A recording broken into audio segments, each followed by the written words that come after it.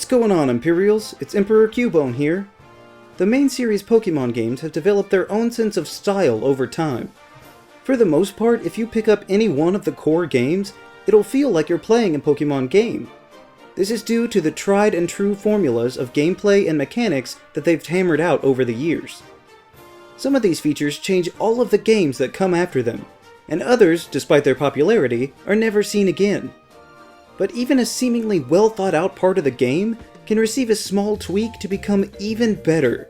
So, here are some of what I believe to be the best updates to features in Pokemon.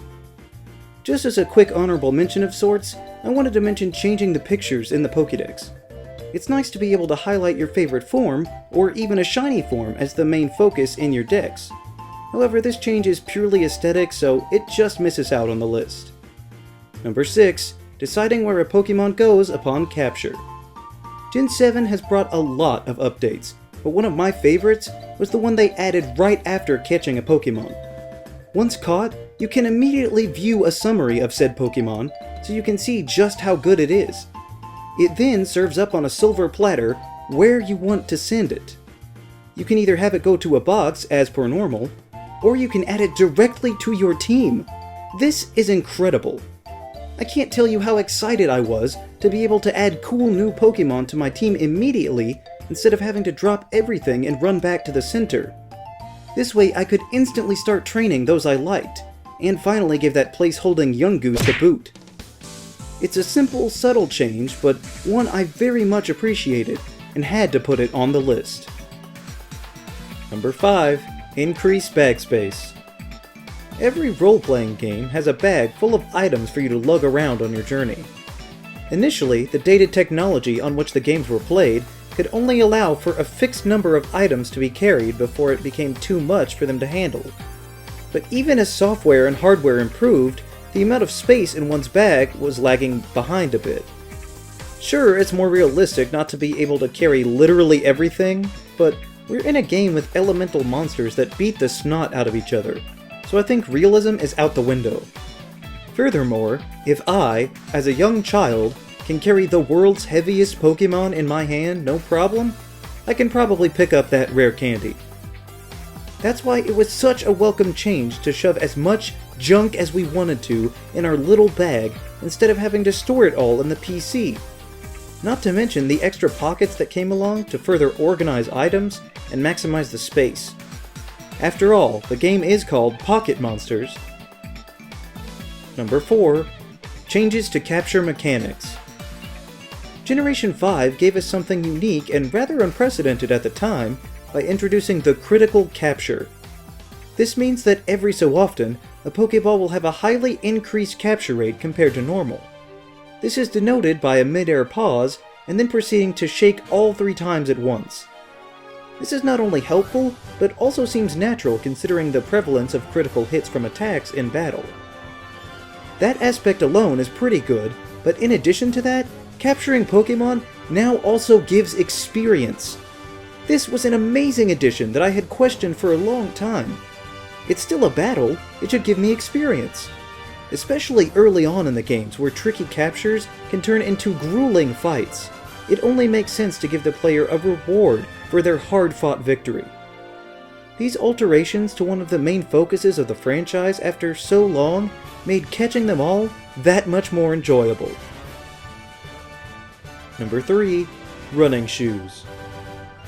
Holy crap, you guys, the old games are so slow. And I don't just mean story-wise. Even if it didn't take forever to get started, how are we expected to cross an entire continent prohibited from going faster than a nice stroll? Giving us a fast-forward button on simple motion infinitely improved the level of satisfaction these games could supply.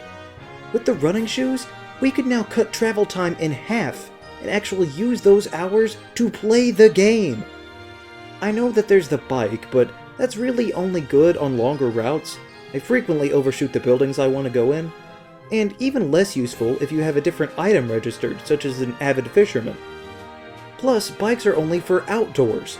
After a generation of growing room, we were able to use the running shoes inside. If you dared try to use your bike inside, Professor Oak would put a stop to that real quick. Anything that can improve the sluggish pace of a game and actually get you to the playable parts faster is greatly appreciated by everyone. Number 2. Reusable TMs. TMs have always been wonderful for improving the viability and diversity of your Pokemon. Unfortunately, once it was used, it was gone forever, unless you could find them in a shop somewhere. As good as a move may be, you had to choose only one that could benefit from it. Because the rarity made them even more valuable, oftentimes I would go without using some of them at all for fear that I might choose poorly. Then Unova came by and said, "Forget that, kid, use as much as you want," and made it rain TMs. If I wanted to teach everyone on my team Earthquake, now I could, so long as I had the TM.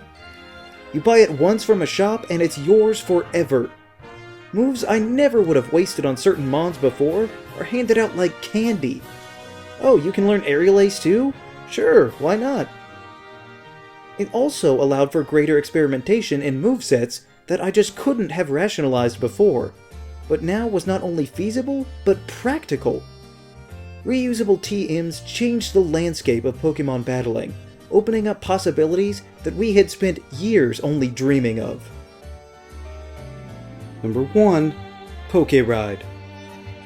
Several people named this as one of the best new features in one of my previous videos, and while it certainly is great, I don't exactly consider it new, as it's really just a tweak to something that we've had for years.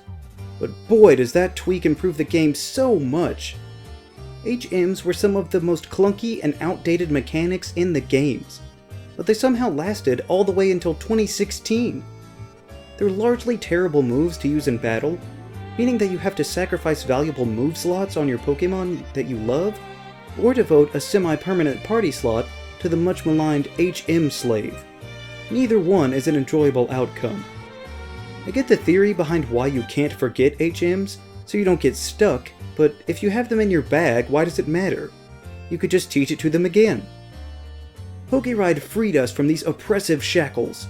We could now build teams without having to account for ridiculous roadblocks, letting them be handled by completely separate Pokemon. And it makes more sense from a narrative perspective too. Pokeride is a service, so each time you progress they give you access to more parts of this advanced Pokemon Uber. The worst offenders were the times where you would get the HM, teach it to your Pokemon, and still be unable to use it just because you hadn't beaten the gym. How is there a problem? He already knows Surf. You're telling me I can't do it just because the guy in the ninja scarf didn't give me the okay? Is this like the Oak bike thing all over again? Pokeride is simply leagues above its predecessor in terms of gameplay and story, and I'm certain that the unanimous popularity of this feature means that it's here to stay, even likely to be included in any future remakes that may come. So, those are some of what I believe to be the best updates to features in the Pokemon games. Which small but important changes are your favorites? Let me know down in the comments. Also be sure to leave a like, share this video, and subscribe so that you too can become an Imperial today. And we'll see you around next time!